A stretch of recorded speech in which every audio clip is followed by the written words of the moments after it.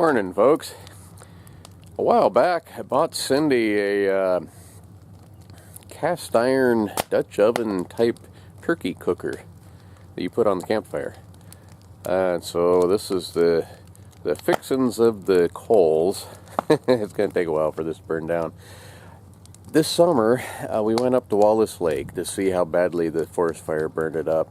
And there was a big ponderosa pine laying on the side of the road. So I cut that up for firewood.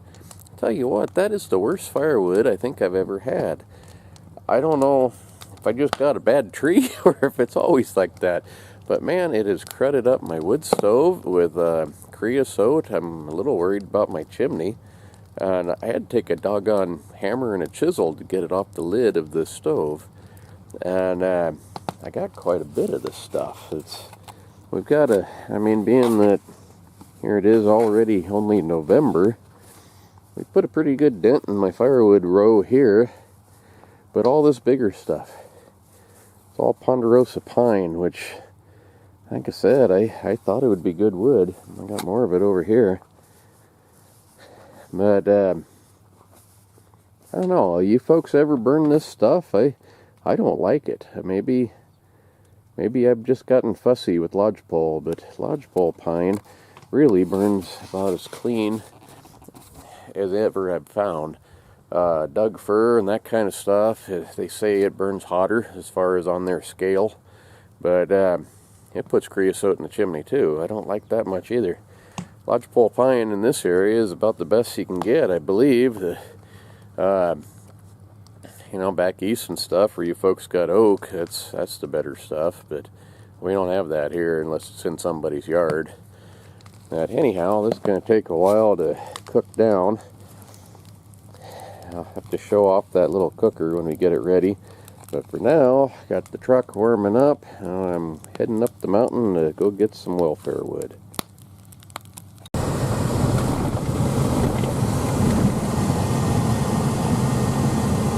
Clouds lifted some.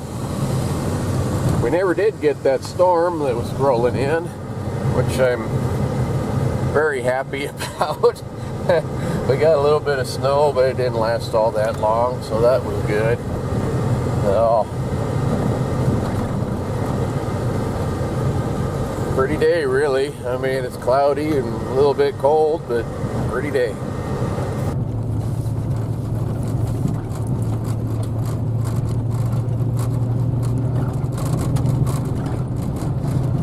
Well, I'll tell you, this road gets so miserable bad with these washboards, you can't hardly even drive up it. It wants to throw you over the edge. Your truck will get the bouncing, and the back end usually tries to jump off, and it's got one drop down there. So most of the time, the washboards are made on the uphill side over people going up the hill. So if I drive on the wrong side of the road, there's not as many of them. But the other day, I come around the corner and there was a fella there. And it would have been my fault if we'd have ran into one another, because I was on the wrong side of the road. But we missed each other, and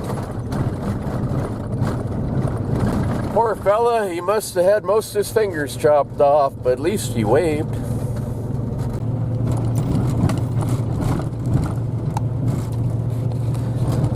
A couple years back, I took a tractor tire and I hooked the rope to it, and I painted on the tire on the sidewall, if you're going up the mountain, drag it to the top. If you're going down the mountain, drag it to the bottom. Let's do something about smoothing out these washboards.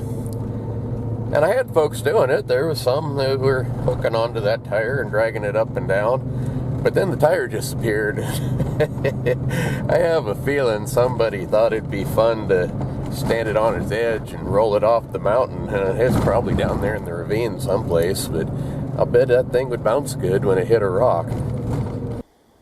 Now there's a pretty fair amount of wood here. Some of it's cut, some of it's kind of long, but I'll load it up and take her home.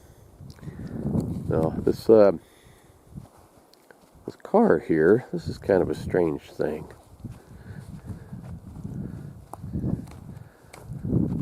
car here, Montana plates. It's been there since at least September.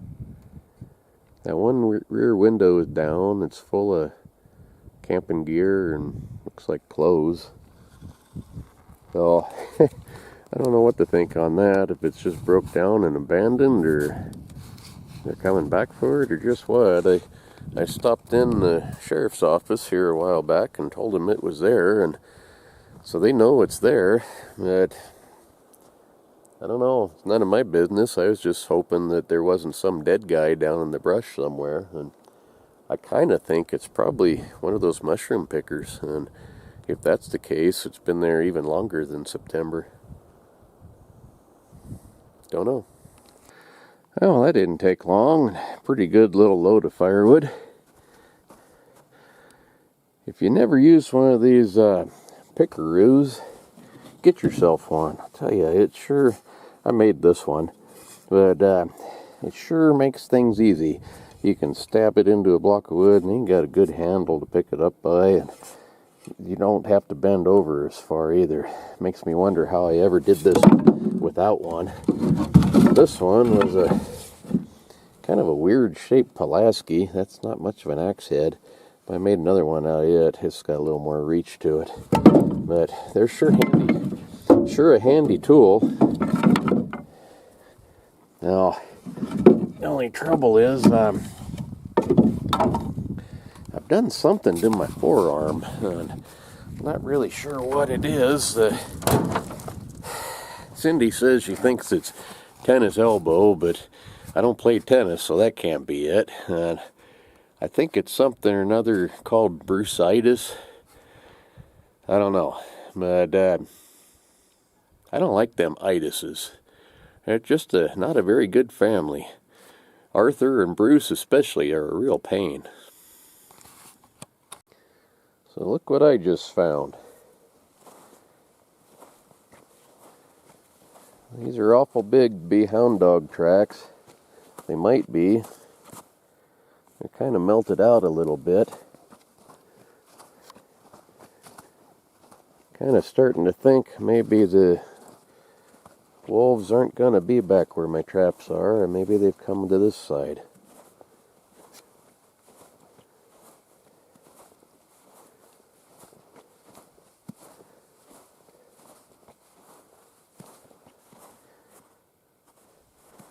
I wish they were a little bit more clear. They are melted out a little bit and got the dusting of snow in them.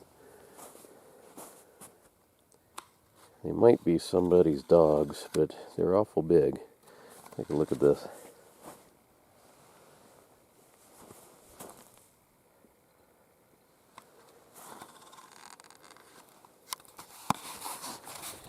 Yeah. Makes me wonder.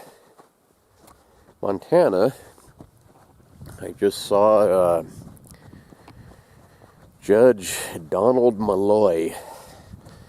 He's the same fella that blocked the wolf management in Idaho way back when.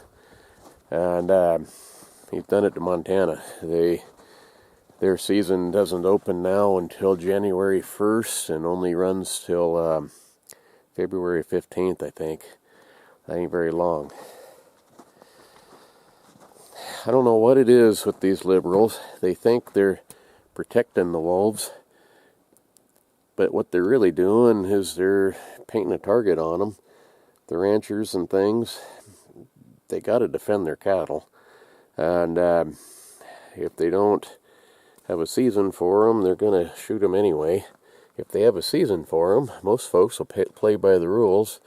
And the other thing they're doing is they are destroying the deer and elk and moose and all those animals by trying to save wolves instead of just managing their numbers like they should. If they'd keep them from being overpopulated, it wouldn't be a problem. But I don't know. You can't convince a liberal of that. You can't reason with a liberal. They're unreasonable.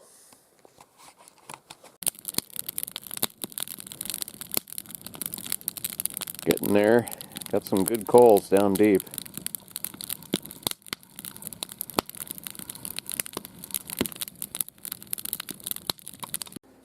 So this is what that cooker looks like. Called the Ultimate Turkey. What's it say? Convection roasting oven from Camp Chef. And it's kind of a cross between a Dutch oven and a beer can chicken cooker. Inside of it, you got this little grate thing that comes out, keeps stuff from burning on the bottom. And then you got this post in the middle that you throw your turkey onto, like a beer can cooker, and it's hollow inside. So smoke comes up into the middle of it, and it kind of smokes it as well as cooks it, only from the oven part. We've done turkeys in there before, and I think we did a chicken one time too, but Cindy makes big chickens. She grows them big. So we're doing a chicken this time. And you put the chicken on there like you would a beer can cooker. Then you can throw your taters and carrots and things down in the bottom, and a little bit of water or beer. Cindy says beer, but that seems like a waste of beer to me. Unless it's a Bud Light. I mean, after all, we got a chicken that thinks it's a turkey, so why not? These guys should be happy. They got a reprieve until maybe Christmas.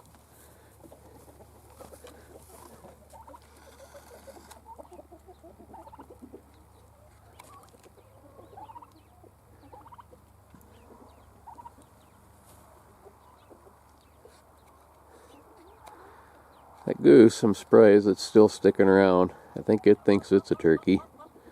He's safe though.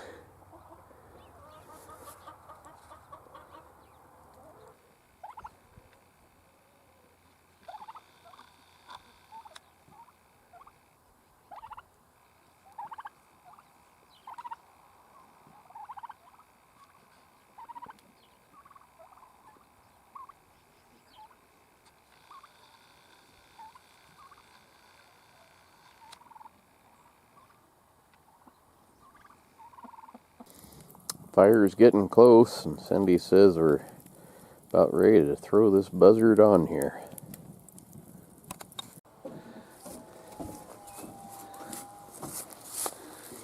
So that's what that looks like. It's got a little notch here for a thermometer. You just slide in and see if it's done or not. She didn't put any taters or anything in the bottom though. But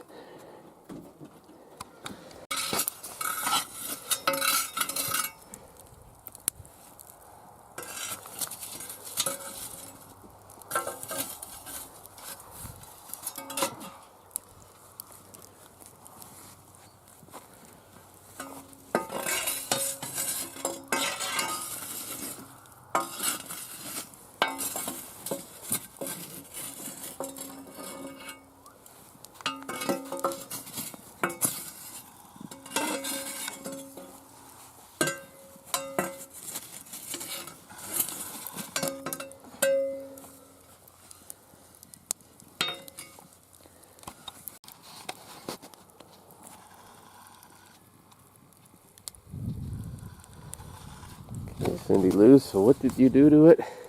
So with the Dutch oven thing, first of all I just wiped it out with some water just to kind of clean it from our last use with it, and then I used avocado oil. You can buy it and you can spray, and I sprayed all around in it because avocado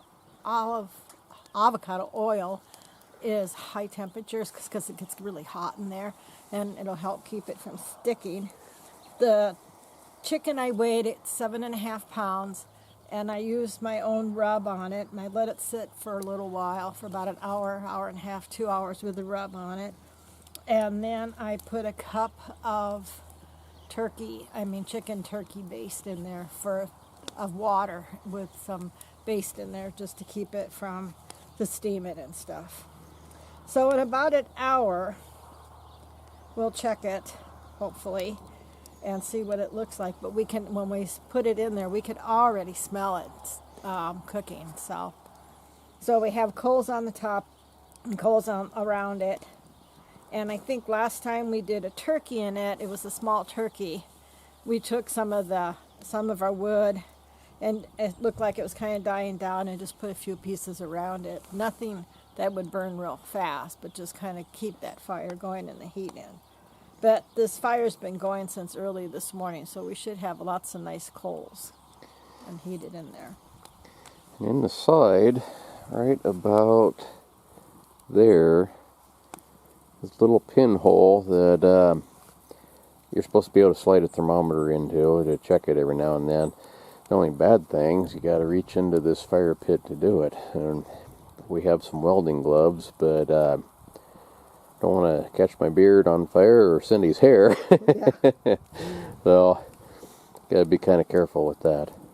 Well, a friend of ours that's working on a bridge back in Michigan, he had his guys build this for us. I love it. It works really well. The only thing, I wish it wasn't quite so tall, but Yeah. But it's okay. We've cooked a lot of stuff on this, and it works just fine now. Yeah, it's great for stacking a lot of firewood in, but if the highest point up here was this level, it would be better, and then have this drop down about to here.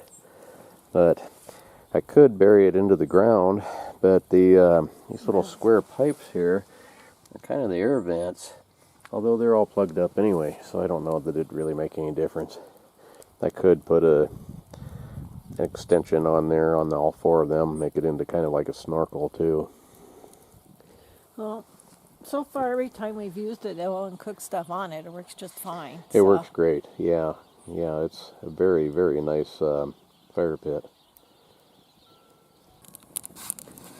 Kind of funny how folks burn their food so they can eat it.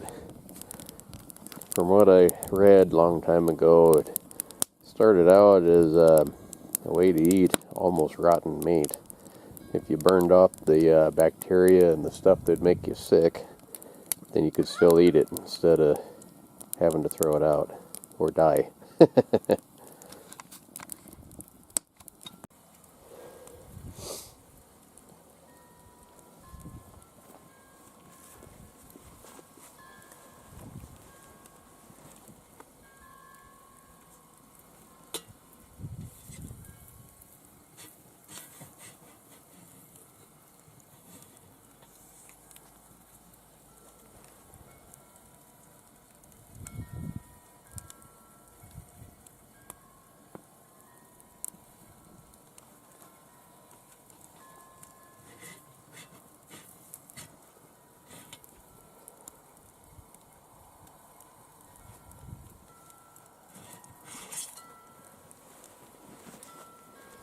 Well, according to that, it's done and then some. It went clear up to about 180. Supposed to be 165.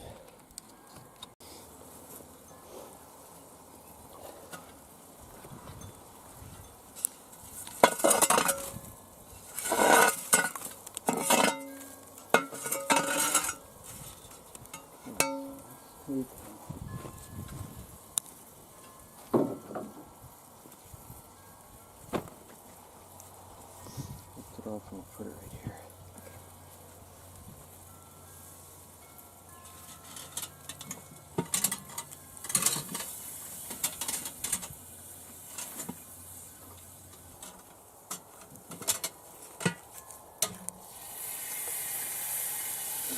Careful.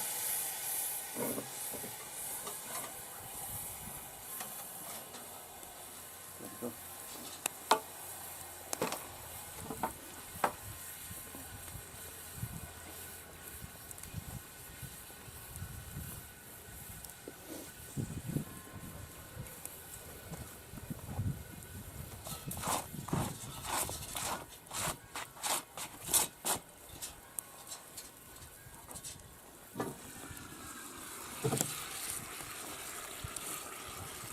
Looking pretty good.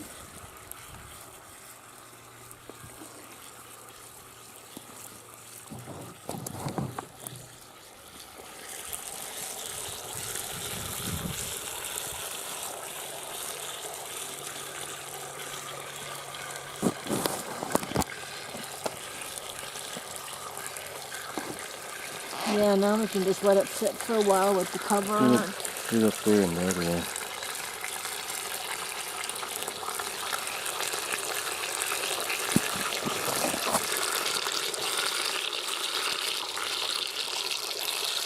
Sure smells good. So what we can do. Well, now I can throw some more wood on here and get a little bit warmer.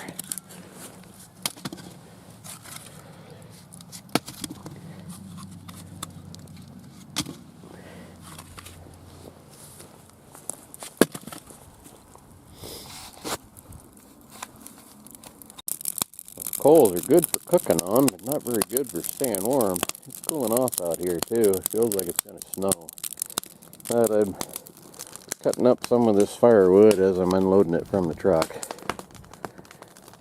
We were hungry. The weather was clear for a while, so it was like our window, you know, by when we lay. So Cedar made it down.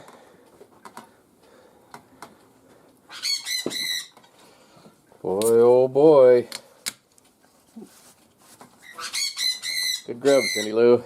Thank you. Thanks, Mom. You're welcome. Happy Thanksgiving. Yes, happy Thanksgiving. We're not eating liver, at least. Yeah, here, show it again. Jeremiah Johnson, he was also liver eating Johnson. Good thing we're not having liver. No liver. So, happy Thanksgiving.